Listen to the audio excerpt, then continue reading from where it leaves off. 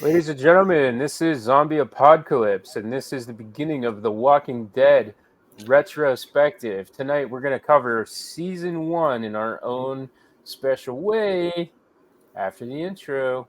When there's no more room in hell, the dead will pop the earth. Zombie apocalypse. When there's no more room in hell, the dead will pop the earth. Zombie apocalypse. When there's no more room in hell, the dead will pop the earth. Zombie apocalypse. When there's no more room in hell, the dead will pop the earth. Zombie apocalypse. Well, when there's no more room in hell, the dead will pop the earth. Zombie apocalypse. When there's no more room in hell, the dead will pop the earth. Zombie apocalypse.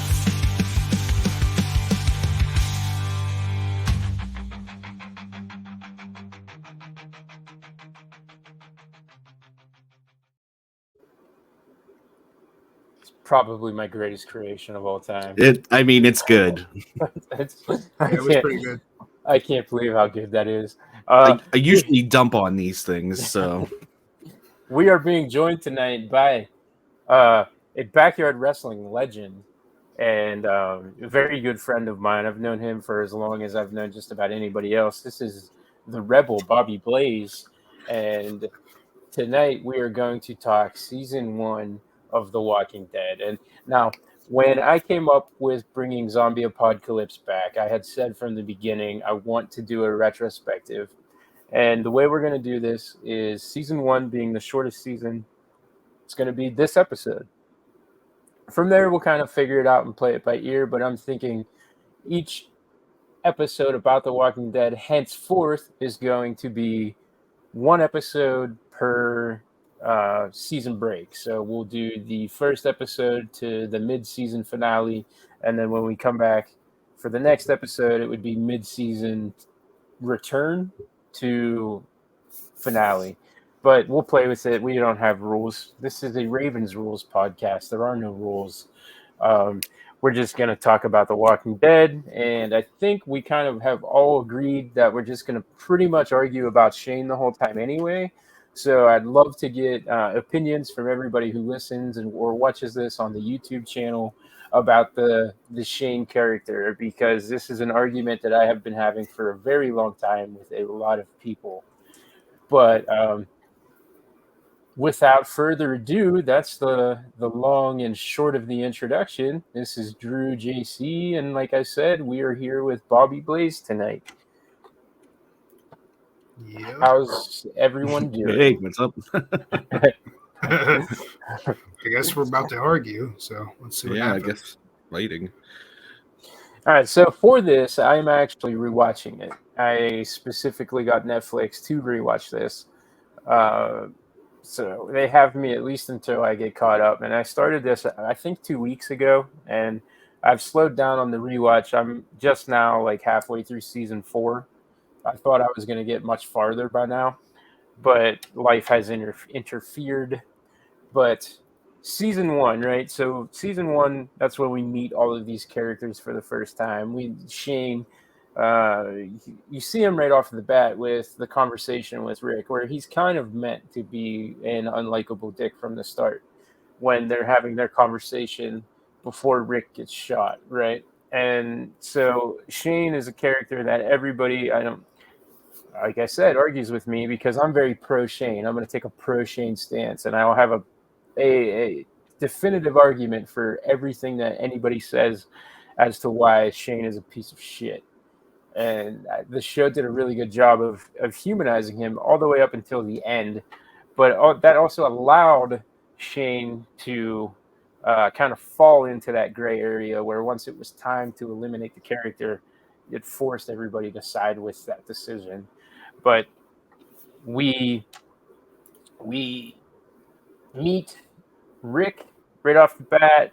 Morgan is fairly early on, and that's something that I wanted to get into too. All of my notes disappeared from my notebook, so something that I think is imperative to discuss is, I don't know about you gentlemen, but when The Walking Dead was like fresh and new and the early seasons, if you missed an episode or if you were late and using a DVR, and it blows my mind that this show started 14 years ago, right? It's been almost 15 years with The Walking Dead. If you missed an episode, and if anybody listening is like a newer fan or somebody that wasn't there 15 years ago, you had to shut your phone off. You had to avoid social media.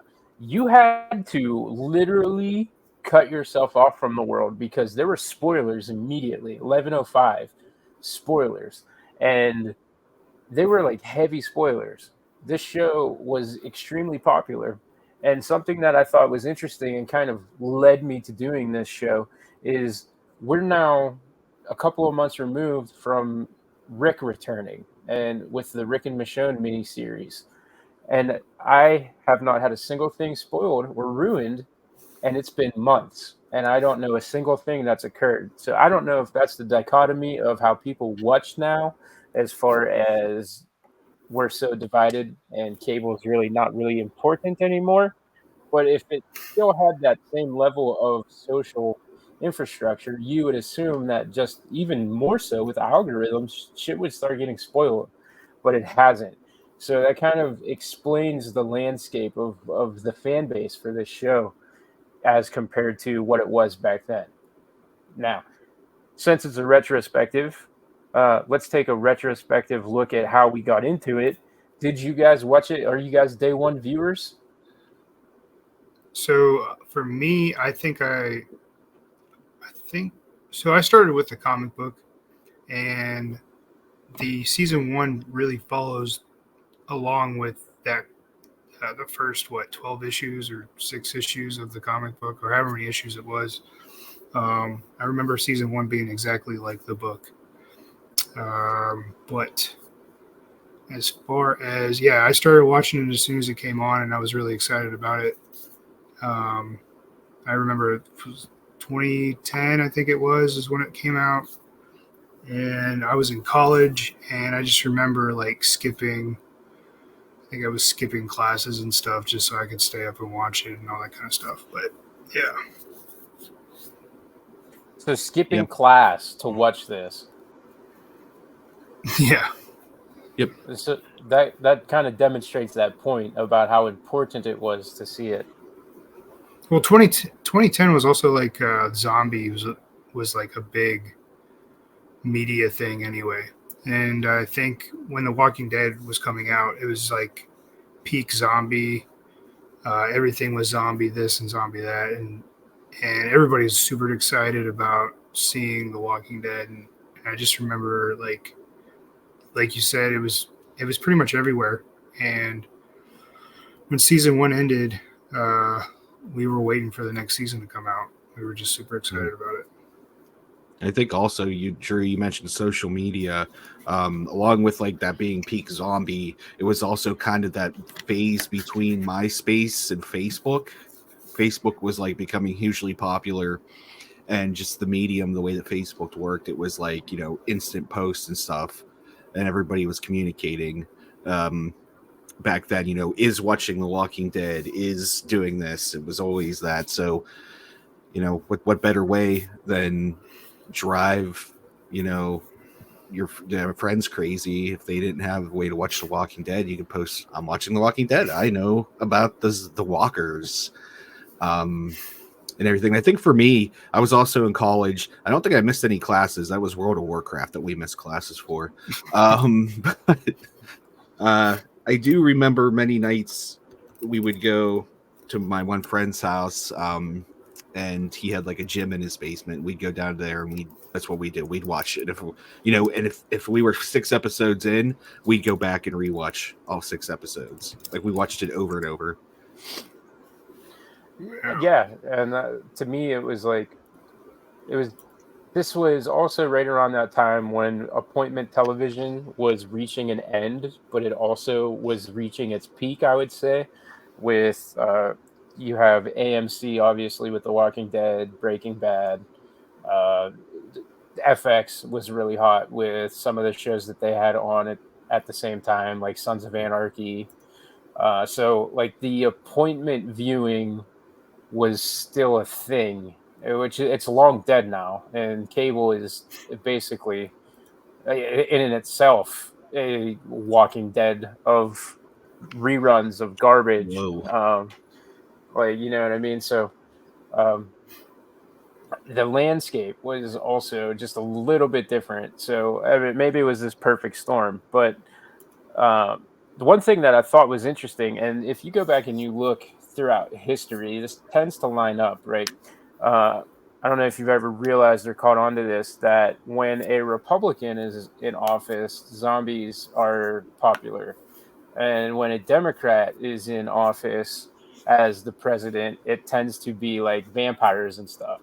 And if you look, uh, we were coming out of the tail end of the Bush administration, so it is a little late on the the coinciding together as far as The Walking Dead blowing up. But prior to that, during the Bush administration, is when we had a lot of the rebirth of the zombie um, genre with our generation. And you chuckle at that, but 2004 had the Dawn of the Dead remake, and then 28 weeks later, 28 days later, so those two films, um, there was a lot.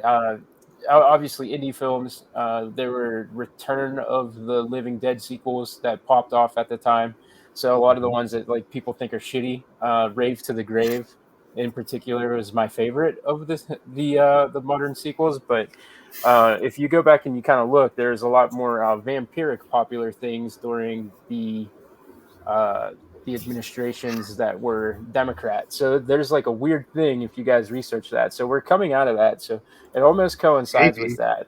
I'm What not well, what about Blade and Van Helsing? When did those come out? Because those were Blade. Blade popular came out. vampire. Blade came out during the pre-Bush administration. That Clinton? was, yeah, that was that was The Clinton era. pre-Bush administration. So all 200 and some years. Yeah, there's Came out in 1790. pre-Bush and post-Bush. Van Helsing would have been, I think, during the Bush administration. I thought Van Helsing was 2012, but I digress. 2004. Yeah. Oh, see, I don't even It's know. early. Yeah. So yeah, obviously there's going to be exceptions to the rule, but if you look back and you go back really far, when prior to Dawn of the Dead, what's like the big zombie genre films? You have like early 1990 with the Tom Savini Night of the Living Dead remake. You have Return of the Living Dead 3, maybe, if we're going to count that. And what else? Like, there's nothing that was super in the zeitgeist. Now, like, somebody can walk into a franchise video store and pick something off of the wall, but I'm talking something like when you're comparing something to the level of like The Walking Dead, where it's 100% in the zeitgeist, it didn't really exist. That all kind of came about there in the 2000s, and I guess it was kind of like the tail end of that. And that's just a weird point that I remember. I didn't even make that up. I remember reading about that in I think it was one of the Fangoria rebirths. Stephen King himself was writing about it, about the presidencies kind of lining up with what was hot at the time. So I don't That know sounds if vaguely familiar. I think now that you mentioned it, I think I remember reading something about that as well. yeah. So again, it's like The Walking Dead's popularity right out of the bat has nothing to do with the fact that George Bush was president, but it's just like one of those weird things where you look back on the annals of time, and it just kind of it's neat to see these things that coincide together like that. But so The Walking Dead season 1 and season 2 were ran by Frank Darabont, and Frank Darabont, speaking of Stephen King, is one of the more famous filmmakers who have done Stephen King works, and obviously he's probably most famous for The Mist and The Shawshank Redemption, Yeah. which is why you see a lot of those actors from those films pop up in the early seasons of The Walking Dead. And of course, now what you did, you mentioned earlier that the comics and the first season kind of mesh really well together. Now, I to this day have not read the comics. I just recently bought the first 3 volumes in the hardback, so I have several compendiums to read through now. But I started reading through it when I was preparing for this, and it does almost kind of identically follow in a lot of ways, outside of the main difference being Shane lasts several seasons instead of dying in like the first issue. Yeah, So he that he is dies, I think, in the 6th issue. But yeah, you're right. yeah, like the And first the first 6 episodes follow the first 6 issues pretty much to a T. If I remember correctly, there's an episode where they're in a city or in the mall or something. That could be season 2, so I might be misremembering. But yeah, there are things that follow it pretty close to a T, and then there's like a couple. I don't know, a couple scenes that don't really make any sense towards the comics, and I can't remember if that's season 2 or season 1. yeah. Well, one of the big complaints with Darabont was that he was taking liberties and he wanted to do things that weren't very comic book related. And you didn't hear about it right away, but throughout the second season in particular, when they eventually fired him, you heard about him butting heads with Robert Kirkman a lot. And one of the things that he butted heads with was he wanted to do an episode, if you recall, when Rick is in the city and he's fleeing the walkers and he goes into the tank, and that's where Glenn comes and kind of helps him and starts the process of getting him out of the tank, and then with the group. And Frank Darabont wanted to do an episode that was just following the 2 soldiers that were in that tank, Oh yeah, and yeah, yeah. that was a point of contention with Robert Kirkman because it was edging out of his storyline, and it was really Mhm. early for that. I think if somebody tried to pull that now, he would probably go along with it, considering how different the landscape is. But he was very on hand, and I don't know how I feel about that, considering so much of the first couple of seasons were really the show at its peak.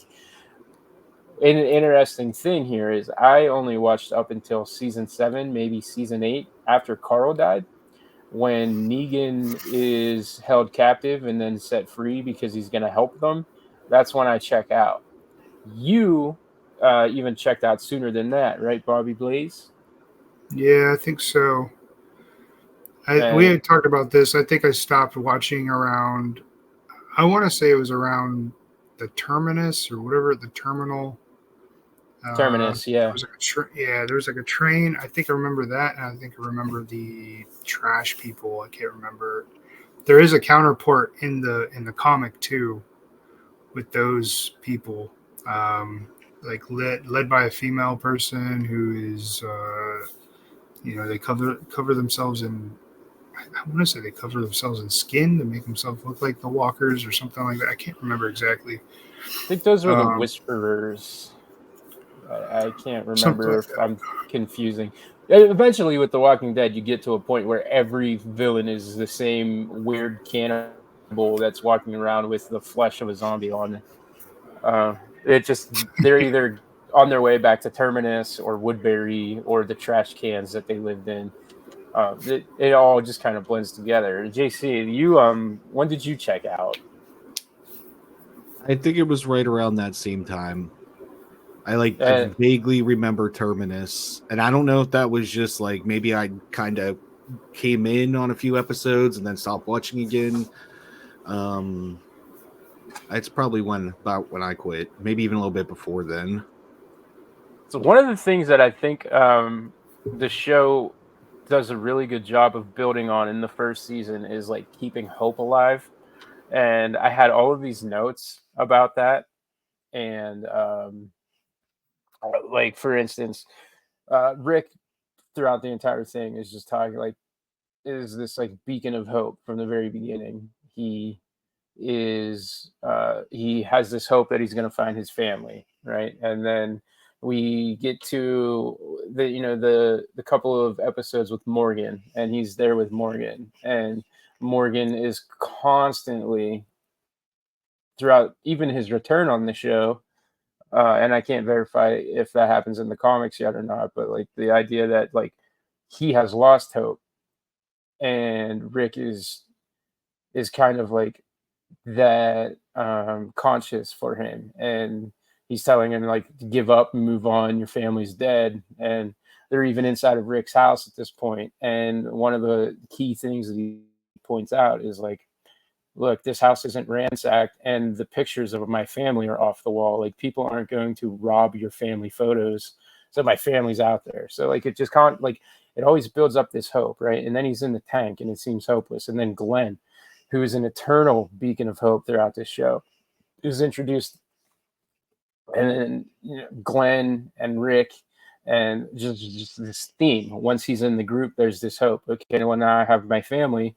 Hope, like, we have to continue to hope. I had hope and I found my family. Now we're going to go to the CDC and we'll just maintain hope. And that goes all the way to like the very final episode where they're in the CDC and they're like being held captive and they're about to explode. And it's Rick's entire speech about how you have to maintain hope that gets them free from that scenario.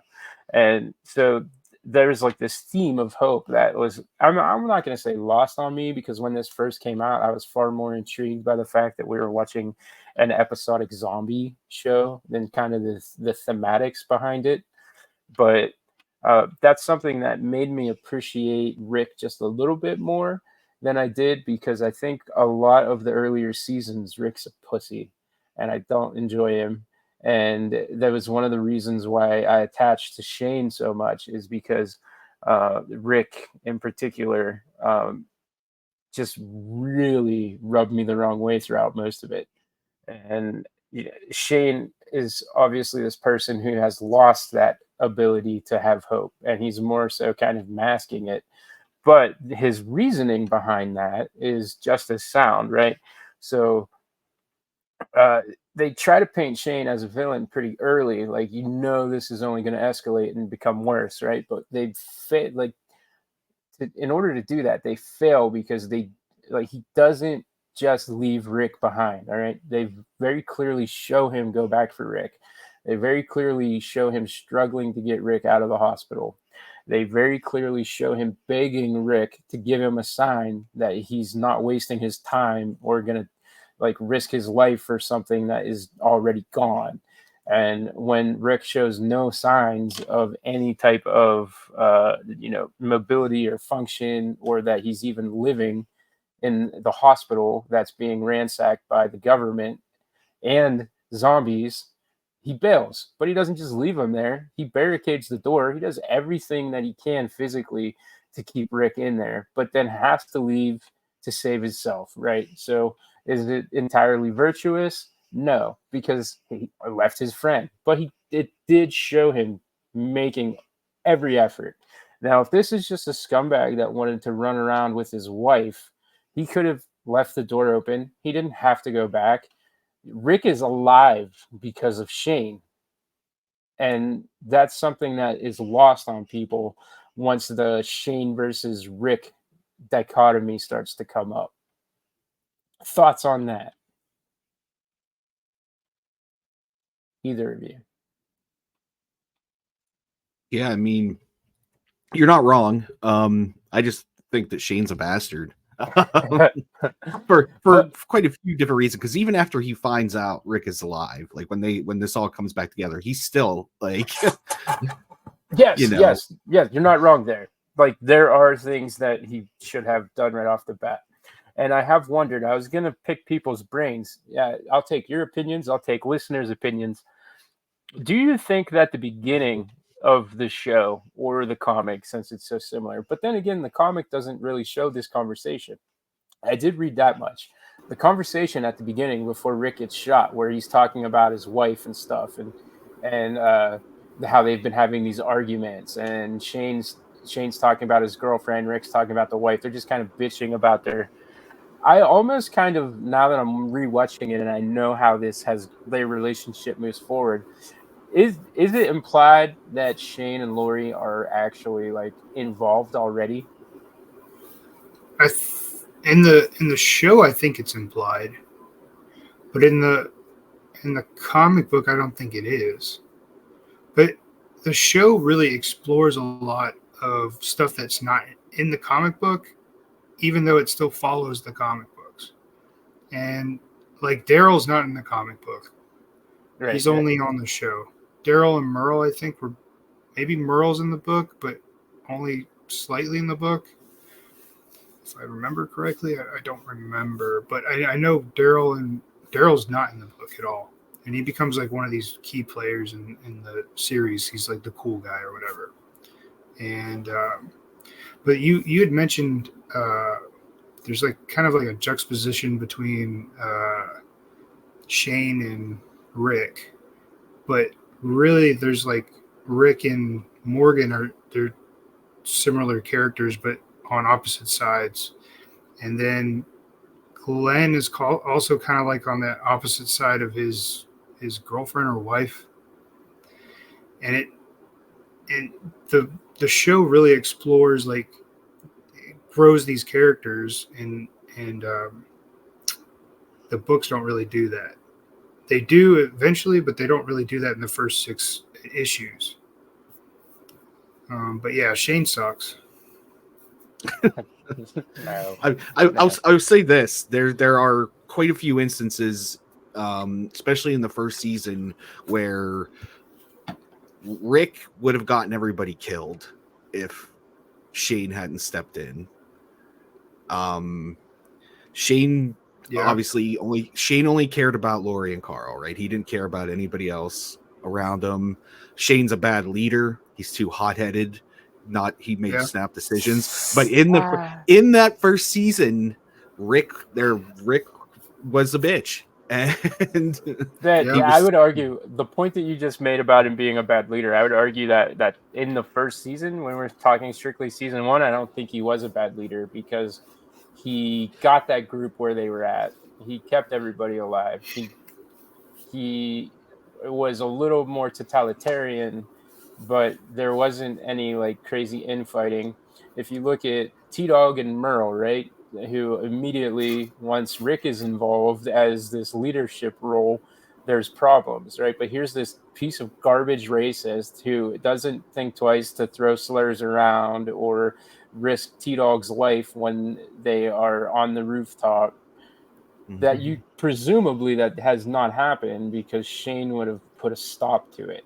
Shane probably, you could say, like, if we're going to interpret that Shane and Lori were a thing based off of a conversation, I also have that same interpretation, that it's inferred that Shane probably pulled Merle aside and said, if you don't cut your fucking shit, I'm going to shove the shotgun down your throat and I'm going to pull the trigger, and that kept Merle in check or whatever. And as soon as Rick shows up, chaos ensues. There was I think there was a pretty solid hand ruling that group, that when Rick and his soft approach showed up, people start dying, really. Just to be clear, I think Lori's a bastard too. So yeah, I think Lori sucked too. She is a cold, just, I don't even know any other words to use. Like, she's just a cold character. Like, her attitude is cold. She's always just got this like chip on her shoulder with Rick the entire time. And to be honest with you, I didn't even really care for Carl. No, dude. But here's the thing about Carl. What's funny about that is I think most people agree. And Carl was one of these characters that I wanted to die. So he's so annoying. Like he's that character that's every episode 20 times he's in trouble. This dumbass kid, like, wandering around being an idiot. First thing you do in a zombie apocalypse is you get rid of the kids, because they're going to be nothing but trouble. You can make more kids. Kids, come and go. As they do. But yeah, and what's funny, and obviously this is supposed to be like season season 1, but we'll talk a little bit about this because I think it's ironic. I go 7 seasons where I'm like, can they just please kill Carl? And I know in the comic books, eventually Carl is like the leader. Like Rick's dead, Carl's the leader. He's like this post-apocalyptic badass. I think Chandler Riggs thought that that was also going to be the direction that his character was going to take, which led to the friction with him behind the scenes. I wanted to talk to him about that, but his agent said that they politely passed on coming onto this show. So I appreciate their getting back to us at least. But I was super wanting to have this conversation with Chandler himself. Maybe in the future it can still happen because we are in touch.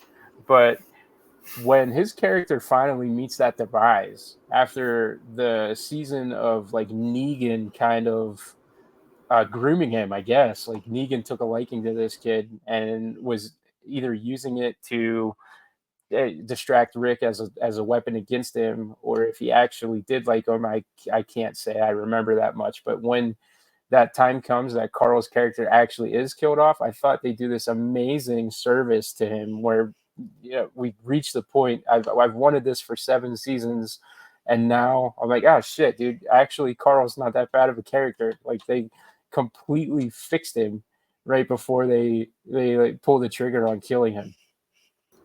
Well, I remember in the book, I didn't read that far where he becomes the leader, but I remember in the book actually liking him uh, past a certain volume. Uh, he ends up becoming like an actually good character. I think it's somewhere around where he gets shot in the face and he's missing an eye and he's got a big hole in his head, and you're like, holy shit, they just killed Carl. And then the next issue, he's getting bandaged up and he's like good, everything's fine. And then his character kind of like develops and matures, and he becomes more of a protector, like his dad is, like Rick is. But I don't remember exactly where that is in the book that happens. And I don't remember when it happens in the TV show either. I remember him getting shot in the face in the TV show too, but I just don't remember what season that was. But yeah, the character in the book and the character in the TV show are wildly different, and I remember hating Chandler Riggs' character. He's a good actor. I think making him more of like this character you kind of hate, but he kind of drives the story along a lot of the times where they're getting in trouble or something happens and you have to go save them or something like that. I mean, isn't there? I vaguely remember the first season of this, so but isn't there a scene where he's like trying to hunt deer or something, and the next thing you know, he's got like all these zombies on his ass? Yeah, that happens for sure. Yeah, and I mean there is also right at the end there in ending of season 1 into season 2 where they're in the woods, and then that's when he actually gets shot the first time by Otis when they're looking at this deer and Otis is hunting. But that gets into season 2. Okay, That might be what you're thinking of. That might be what I'm thinking of. But yeah, and that kind of that dichotomy of like, here's a shitty character and now we're going to rehab him before we kill him, that kind of does kind of become a hallmark of this show. It happens with Merle. Here's Merle. He's this completely unredeemable character.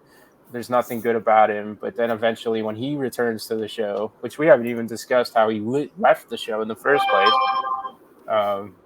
they do the same thing with him and kind of create this, I don't know. I don't want to say sympathy because I don't think the character was ever sympathetic, even when they were trying to make him. I was more annoyed about it on my rewatch than I was the first time. But so we meet Merle and Daryl, and a big takeaway is Daryl and Carol had the same haircut in season 1. And before he slowly started to grow his out. And it's like that relationship is also very much, it's kind of, they establish it. He's this little brother who's just tagging along and goes along with what his older brother is, and he justifies it because they're blood and they're kin. But he's able to be convinced otherwise pretty quickly. And when they bring Merle back later on, I don't think they try, and they do spend a lot of time trying to build this relationship up between them, and their objectives and goals are to be together, and all of the conflict between them is all revolved around family this, family that. And I don't think they ever really accomplish what they're trying to do very well. Like, they accomplished it, it's there, but it probably could have had 2 seasons worth of build versus just the one when they finally brought him back. In fact, in season 2, when Daryl is like ill and he gets shot with the arrow and he's having these hallucinations, and it was the first time that Merle returned, but it wasn't real, it was in his head.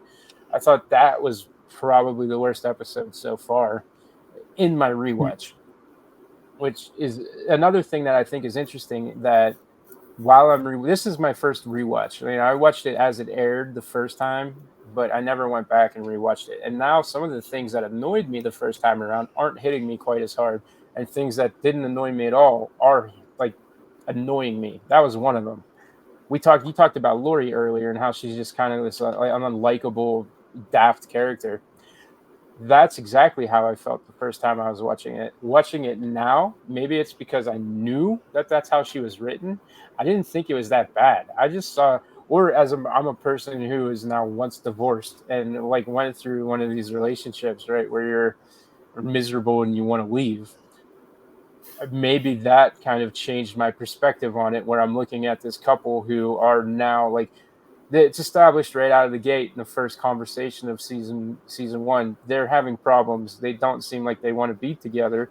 Rick maintains his hope that everything will be better, and then here you are. Now you're literally stuck together. You're not just stuck together because you have kids, but you are stuck together because of the freaking apocalypse.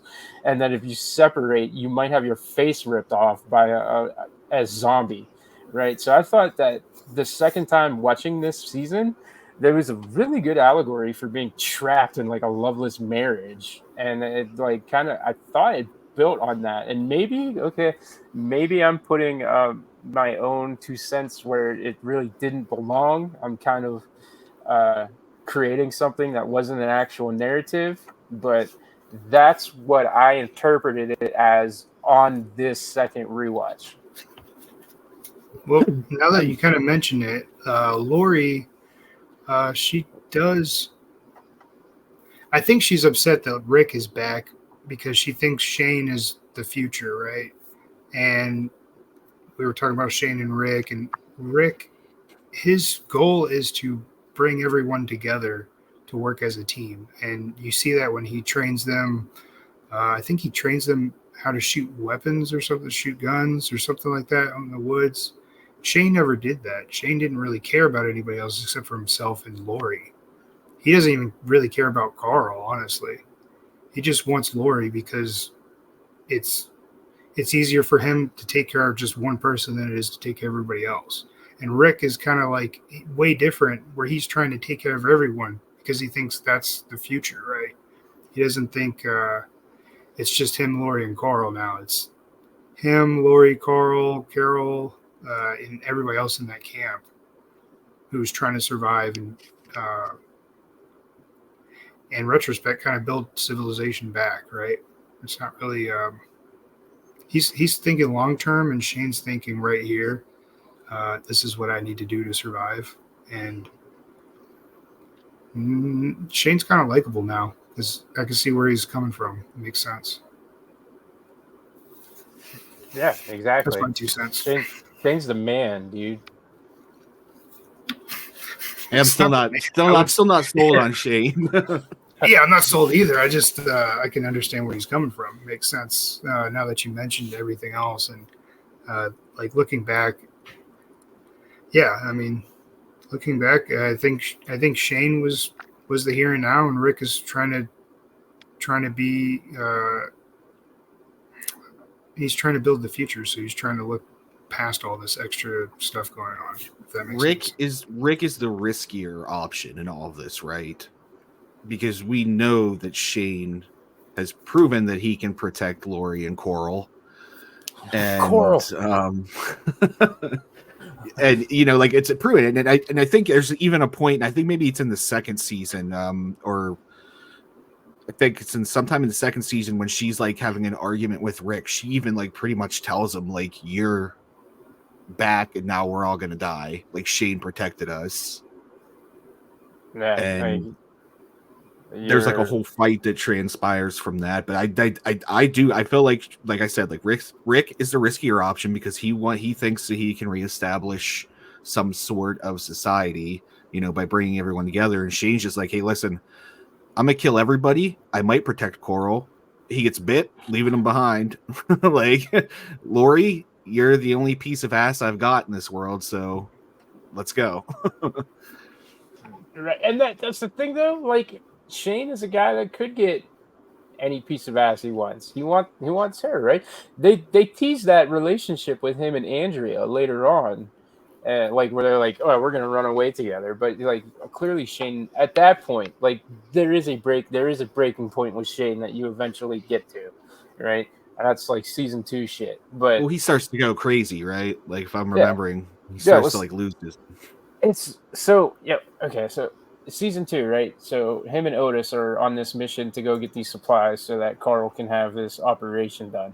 And at that moment, um they get stuck. They're like caught. They're surrounded by walkers. And something that I liked is, so everybody always goes with the walker thing because of how popular it is. But I liked that the show doesn't just, every group has their own term for it. And I remember like Daryl for the longest time called them geeks, and later on, I believe it was season 2, when they're in the they are in a bar and these 2 other survivors walk in and it's super tense, and this is supposed to be like when you start to see Rick is no longer like this pussy and he's going to take over that strong hand leadership role, and he eventually causes a shootout. Like, he shoots the one dude in the head. The guy that he shoots is actor Michael Raymond James, who was the serial killer in the first season of True Blood, and he was in a television show that is vastly, vastly superiorly underrated. It was called Terriers. It was him and Donald Logue. It was an FX show. It ran for only 1 season because it did pretty poor ratings, but it was one of the best TV shows I've ever seen. So when Michael Raymond James pops up on The Walking Dead, I start marking out. I'm like, this is so fucking cool, dude. Dude, now you're telling me that this show that is my favorite show on TV now has Michael Raymond James? And then no sooner than I say that, Rick shoots him in the face. And I was devastated. But So was Donald Logue, was he also in The Walking Dead? I don't know if he was in past, like when I quit watching, but up until that point he was not.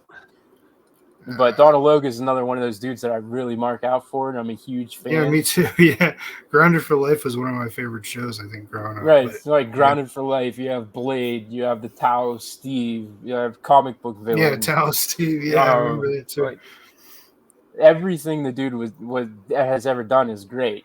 His character on Sons of Anarchy got a little upsetting because they took him in a different direction than I wanted him to. But we're digressing. If he showed up in The Walking Dead, that would be tits. I hope for sure that he shows up. But I might be misremembering. I thought I remember seeing him showing up and then doesn't get any credit or anything. I can't remember. I could be misremembering though. There's another thing in season 1, like they always paint Carol as this like victimized, abused person, and like there's like this amazing transformation where she finds herself and becomes rough and tough and a leader, and she's a badass, and they really push that narrative. But season 1 really doesn't give us that. There are little hints that her husband is kind of a dick, but I felt like there's a scene in the tent where after like Shane, by the way, Shane, the true leader, beats the fuck out of him for being a piece of shit. He's like in the tent sulking and he wants the daughter in there. And I felt that they were more alluding to the fact that he might be like molesting this kid versus just straight up beating Carol. And I don't know I about molesting. I felt like maybe he was beating the kid too. Yeah. possibly like some Not kind that of that's any, abuse. not that that's any better, but I didn't get like sexual abuse vibes. I just got like, yeah, maybe he smacks the kid around a little bit too. And it's not until he's dead and she has to stop him from becoming a zombie that there's any hint of like frustration. Like she just kind of she was like stuck in a damn it woman shut your mouth situation. We never see her physically assaulted or hit in any way, and No. I don't know if they were trying to be avant-garde with some of this and trying to put What was the word you just used? avant-garde. Avant-garde. I said it on purpose. Anyways, I want my summary. To be honest with you, my summary of the first season is all of the characters are kind of unlikable in the first season. Now that I think about it, like, is there really? I mean, I'm for you, it's Shane that stands out. You like Shane, badass Shane, but I'm thinking like my first watch through of this show. Rick was a bitch. Shane was a bastard. Lori was a bastard. Carl's annoying. Carol's like reserved, and I don't even. I could have lived without her even being in the first season. I don't know. There's like everybody just kind of sucked. Dude, I'll give you T this. Dog, I think was cool. T Dog was T-Dog- cool, and I think Glenn was cool. He's a trouble starter. T-Dog could have. I mean, Yeah, but I it's mean, not like his fault. Glenn's Glenn. You get like so sick of Glenn as like the show What? progresses, No way. right? There's no way. Glenn is Glenn eternally was great. good. Yeah, Glenn was great in both the book and the first. Like he was good throughout the whole show. Glenn's He's good in the eventual, book too. yeah, his eventual death only hit so hard because he was so good and Likeable. virtuous. And Yeah. I don't. That might honestly just be what's his dick's acting. No, he was good in the book too. Like I remember reading the story and Stephen really Yen. liking Glenn. Yeah, Stephen Stephen Yen. Yeah, but in the book, Glenn is great. I stopped reading the book at issue 100 because Glenn dies, and it really pissed me off. And I think I also stopped watching the show after Glenn died in the show, and then I started rewatching it probably like on DVD, like when that DVD came out for that season that I missed. Yeah, I'm gonna have to check out. I'm gonna have to check out the comic because I've not read any of it except for like the 10 pages I've been reading while we've been on here. I have, like I said, I have the first 3 volumes. I'll hook you up when I'm done with them. I got them right here. Okay. But yeah, man, you're not far off with everybody kind of being super unlikable. I don't want to say super. Like there are some glimpses of like some likable characters, and then like I kind of thinking about it now. It's this isn't a post-apocalypse. Everybody's a zombie. We're almost dead. Every day, you're like closer to death, right? Like everyone's gonna kind of be an unlikable bastard. And you know what? That's just how it's gonna be. They hit that really well early on. I mean, we joked earlier about how everything after this becomes like which group can be the bigger piece of shit. And I mean, look at the CDC people at the end of the episode. That's the real conflict. The conflict is the zombies, the CDC, and the group that try to steal the bag of guns, and that they're about to go to war with these people, and then because they have cooler heads, and again, that's where you see that maybe Rick is okay as the leader, because if not for Rick, they go to war with these people over the guns, and they're just like trying to prevent all of these old folks in this old folk home from being left for dead. And so again, you get those little glimmers of hope, and so there are likable characters even in the unlikable circumstances. Morgan, I think, falls into that post-apocalypse unlikableness, but at the end of the episode that he's in, when he's looking at his wife and he's finally ready to like put that zombie down, he doesn't do it. Hmm. So I think again we find like here's this character who's been through all of this rigmarole of the apocalypse. He's suffering because of it, but now he's met Rick. I think,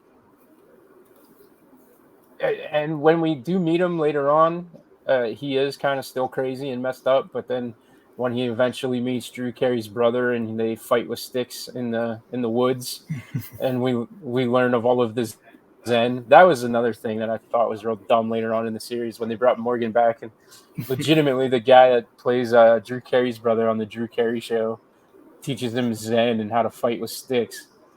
Uh, but he doesn't pull the trigger, and I think that is the whole time he's talking about all hope is gone. These things are monsters that we can never go back. And if he really believed that, he would have shot the wife, right? But you almost kind of see like, well, maybe I'm wrong. Maybe she can't come back, and that's something that the show does really well with these intricacies of character development. And that was episodic. Like that's not even over a season. We don't see Morgan again until much later in the show. Hmm. So that was again what I really loved about it was the early writing really comes off like almost and like an anthology series because they're moving so quickly across these first issues of the comic that they don't have enough time to kind of do maybe what Frank Darabont wanted to do and play around in the world. Yeah. And so we got to live with Morgan for an episode, and then we don't. Yeah. And he's gone, but there's all these traces of hope that Rick leaves. Like every episode, he's leaving a note for Morgan, like this is where we're going. This is unsafe. Don't go there. And so, like that overall theme of hope, I think, is omnipresent throughout this entire season. Um, but yeah, Morgan is another one of my favorite characters, and it was kind of rough that like the guys that I latched onto were not really part of the show a lot, at least early on, until everything got super crazy and cartoony and Mad Maxy. Mm-hmm. Which Yeah, that does is it? happen. Yeah. I would say not to jump away from season one, but has anybody watched like any of the newer shows, like the Dead City or something? No, and that's And another reason why I wanted to finally get caught up on The Walking Dead, so I can give these dumb spin-offs a chance. well, I've watched. I've been told from my dad, who never stopped watching The Walking Dead. By the way, he watched the whole way through. He watched all the new spin-offs. He told me I didn't have to catch up to watch the spin-offs, so I don't know. Oh, I think No, that's definitely true. I think you should. There's probably at least some that you have to know because Dead City is Negan and Maggie, and I don't know Yeah. what happened after Negan was let out of the cage. Like I know everyone starts to get mad because Negan's not part of the group, but we'll get super into the Negan stuff later on when we finally get to him in the rewatch. But Yeah. Well, your point about the other ones, right? Fear the Walking Dead, I watched that, and it was Yeah. pretty good. I think, if I remember correctly. I didn't But watch. it was a I whole watched, different area. It was like they're in California and not basically in Georgia, and it's like yeah. it's a completely different it's a different setting. It's a different tone. There's it's kind of if I remember correctly, it's like right at the beginning of the disease, and there's that military presence that's not there in the main series. Um, there's like a man, I can't remember. How Yeah. many spin-offs are there? 1, 2, 3, 4, 5, 6? Is that If right? I There's let me see if I 6? can remember off the top of my head, right? So you Yeah, have go. Fear the Walking Dead, Walking Dead World Beyond. Mhm. So there's Dead City. Yep. There's what's the Daryl show? I'm trying to remember what it's It's called. just called Walking Dead Daryl Daryl Dixon. Daryl Dixon, Yeah. and then the other spin-off is the Michonne and Rick, The one who live, the the ones ones who who live. lived. Yeah. If There's there's more one, than that, I don't remember it. 1, 2, 3, 4, 5. Tales of the Walking Dead. Oh, Tales. Yeah, that's the one that I really wanted to 6. bring up because they do the anthology series, which is a out of the park idea when you're set in this zombie apocalypse, right? So there is a lot that I'm excited to revisit about this, and Wait a minute. Wait, this has Terry Crews in it? if he's not full on making his chest bounce at a zombie, I don't want to see it. I mean, Olivia Munn's in this, so if somebody's chest is bouncing at some point. Not anymore. It's not. Wait, what? Wait, what am I missing? She had breast cancer. Yeah, it's kind Yeah, I of forgot about that. that was a mean joke. Uh, I forgot. I'm no, you sorry. set I me take it up. back. I'm the one that made the No, joke. that's true. You did. Yeah. I'm the one that went there. But one of the things that I think is like really important to talk about is right out of the gate, that establishes characters aren't safe, right? It was, and they do it, I thought, more effectively than another show from the same era that did that with Game of Thrones, where Game of Thrones, you like, it was always like a thing. Season, whatever season, episode 7, shit was gonna go down, right?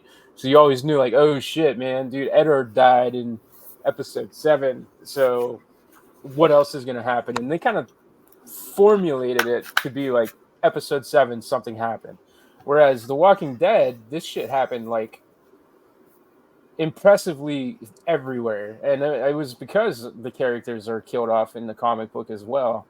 But it's not even just being killed off, right? There's the Spanish family that are part of this group who just decide they're going to leave and go look for their family, right?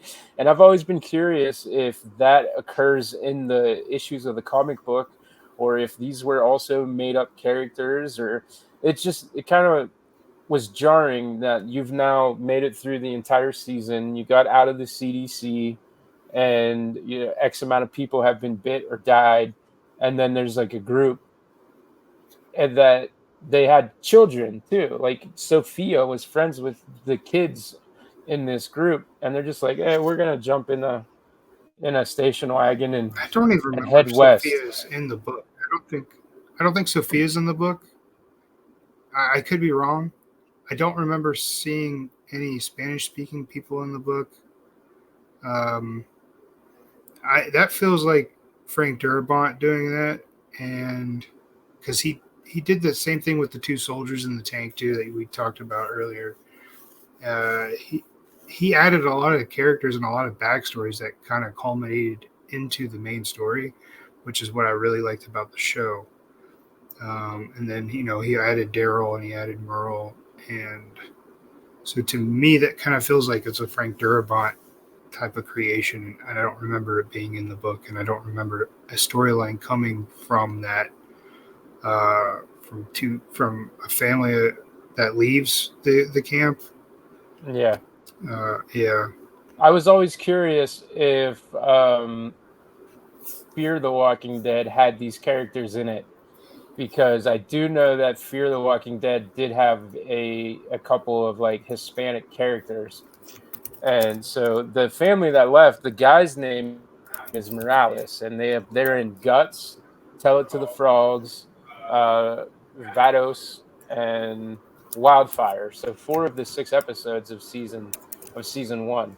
And this guy is also in all of these. He's one of these Frank Darabont actors, right? So he was in The Mist in 2007.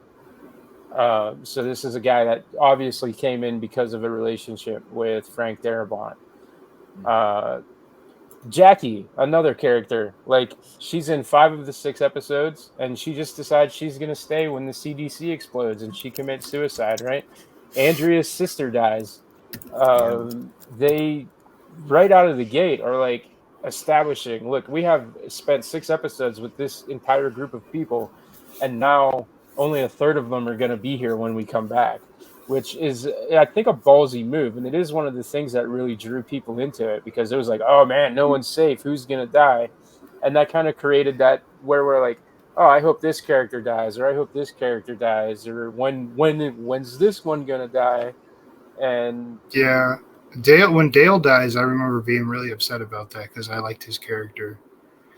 I think in the book he loses his leg, but he's still a character in the book. But I think in the show he loses his leg, and then right after that he's killed off or something. Daryl I is, think or not Daryl, Dale. Dale is immediately killed. He gets like pulled apart, and I think what they did was they took that leg thing and moved it over to Herschel.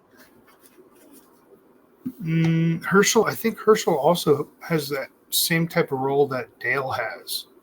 And I think I remember in the show Dale gets bit, and you're like, oh, he's just going to get his leg cut off. That's fine, right? And then I think he's crawling away or something, and then they turn him over and start tearing him apart.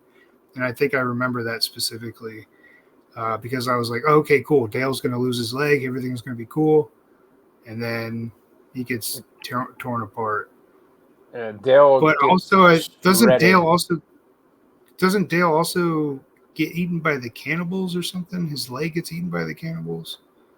I I don't don't know as remember. far as the comic books go, but as Yeah, I far as don't the show remember. goes, his death is very early. Well, not early, season 2-ish, and it's in a dust up with a bunch of walkers and Shane's involved, and because they established that as Shane is kind of slowly drifting towards being the villain and the bad guy and someone that will put a gun up to Rick, Dale catches him. So they in season 2 they use Dale as this way to tell this story of how Shane is like slowly going more and more in the direction of an insane totalitarian evil dude. But eventually we'll get to all of those conversations for Yeah, season 2 of as well. course. Um, Yep. but yeah, He, Dale's another guy that he has virtuous intentions, but his actions tend to be shitty and unlikable. Like when he takes Andrea's gun away and he like thinks that he has to be everybody's conscious, and it's like, dude, would you just shut the fuck up? Like, not this. There are zombies walking the earth. We have seen people die. We have murdered people. Can you stop with the socially fucking conscious bullshit for 10 minutes and just get in the RV and shut the fuck up? I hated Dale. No, Dale's a likable character. Shut up. Dale's Shane awesome. Shane should have shot Dale in the fucking face. No, Shane should have been shot on the 6th episode and died. Shane should have been killed on the 6th episode, but like he's killed in the book, because then the story would have progressed better. The season 2 feels like it takes forever, and it just kind of runs on, and it's so boring. There's a lot of boring things that happen in season 2, and it's because Shane's there and he's not dead. I don't think it's because of Shane at all. I think what they use that to turn Shane into that eventual like awful villain guy, and obviously, so like, let's not get super into season 2. We'll have 2 yep. episodes to talk about season 2. Speaking of highly unlikable characters, do you guys remember the show that came on afterwards, The Talking Dead with Chris Hardwick? Are you Yeah, it gonna? was bad. Are you guys gonna hit on Chris Hardwick? Yeah, he I just did. sucks. Dude, I love Chris Hardwick. No, he's cool. I like him too. I I didn't don't mind really the think show it's him. after. I believe I didn't mind everything the show about after. everything about him is phony, but I will never not have a soft spot for whatever MTV dating show he hosted when it was in the 90s and he was a fat guy. Singled Out is that Singled what it was Out, dude. called? Singled Yeah. Out was amazing, dude. Like Is the that the premise. bus one? No, that's next. Singled Oh. Out would be like there'd be a guy or a girl, and they're like in a chair and they are telling you what they like. Like they're talking to Chris Hardwick and they're like, "Oh, Chris Hardwick, I would never date anybody that's a redhead." And there's like 100 girls behind them ready to like just be picked to be the one on the date. And then Chris Hardwick's like, "Oh, I guess that means we're gonna get rid of the redheads. Sorry, girls." And then all the redheads walk away. And then they walk in front of the person and they show them like how hot they were or something, or how like and make them regret getting rid of them. But like singled out, he's like, This sounds absolutely terrible. It's amazing. He was in House of a Thousand Corpses. Yeah, he was. Like Chris Hardwick did some cool stuff. Yeah. I forgot about that. I absolutely believe he's part of that like phony tech nerd bullshit so that he could take advantage of a group of people. But it worked and it paid off. And I thought he was a pretty good talk show host, actually.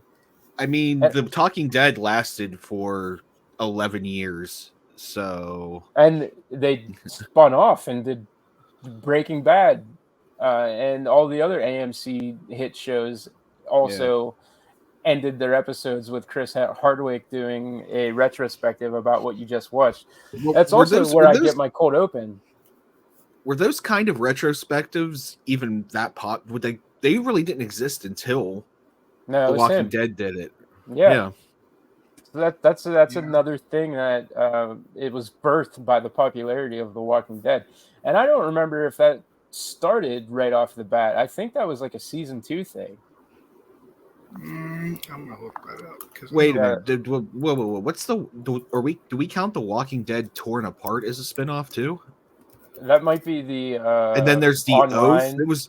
They were web series, yeah. There's 2 web series. Do we count those? Because if so, that brings it to 8. It depends. I do remember one of those only going like 3 or 4 episodes, and they were short. And they were like real short, like 4 to 5 minutes max. I don't know if I ever watched any of these. I don't remember watching it either.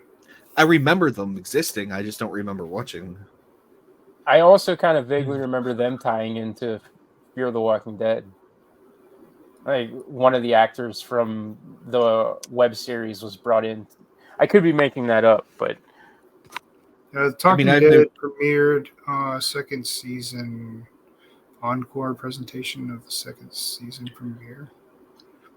See, I know second my shit. Season premiere.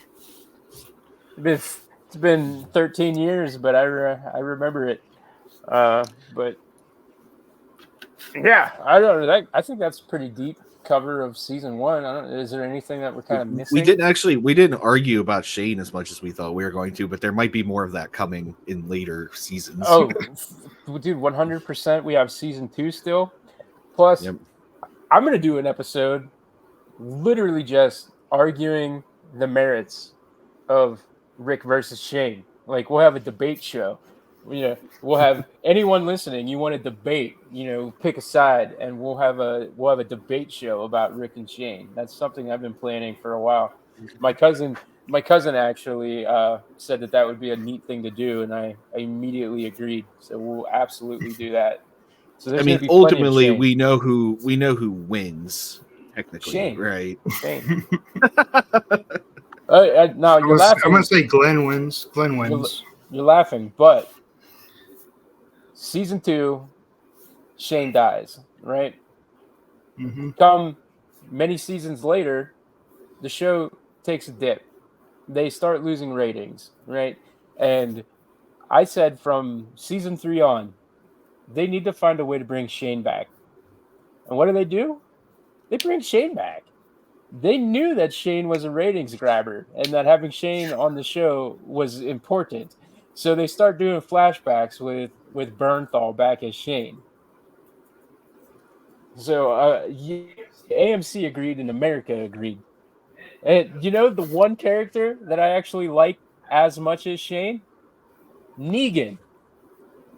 Yeah, I like Negan too. Negan was a good character. I hated him when he killed Glenn, but then he turned into a good character. Thing is, I didn't make it far enough into the Negan thing to really form an opinion about him. So all my Everyone, opinions of Negan are just like the memes online. So everyone hated Negan, and him killing Glenn is a super powerful tool to make him this villain. And that's when the show started to lose ratings because everyone hated Negan so much. Once Negan becomes like one of the gang, I had quit watching by that point. So I don't know if I would still like Negan. I don't know if I could stomach Negan as a protagonist or a good guy or fighting I always alongside cheer these for people. I always root for the heels anyway, which is surprising that I don't really like Shane that much. Yeah, I think it's because when I read the books and I watched the show, I always expected him to die on the 6th episode or whatever, and he ends up not dying. And I was like, wow, they really. I wanted to see the book come alive, and it was like watching the book come alive, but someone else telling the story, and it was that's what I didn't like about Shane, I think, and then everything else we talked about. But yeah. but yeah. So I don't think there's too much that we missed, if anything. Um, no, I I will say this. You mentioned Terriers. I'd never heard of it before, and now just reading about it, I'm going to have to watch it. dude, we'll do an episode of The Watchers just about terriers. I love that All show. right. It's on Hulu I'm if in. anybody wants to watch it. Yeah. We'll have Hulu to and get the AMC boys too. Plus. Oh Oh, yeah, I love the the boys. boys, It's great. the boys lost me last season because they Did they? made everybody on that show is so unlikable that the only character that I like anymore is Homelander, which defeats the fucking purpose. Like Fair. am I wrong? Last season, No, every you're not. character on that show became just an unlikable prick to the point where I'm rooting for Homelander to decapitate everybody.